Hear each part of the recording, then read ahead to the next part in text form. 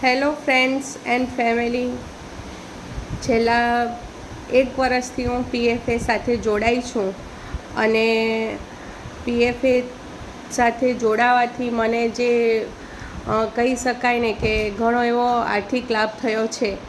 અને કહેવાય છે ને કે પૈસાથી જ પૈસા બને છે, તે ખરેખર રોમિતભાઈએ સાચું કરી બતાવ્યું છે. અને મારા જે લોંગ ટર્મ ડ્રીમ હતા તેને શોર્ટ ટર્મમાં મેં પૂરા કરી શકી છું એનાથી.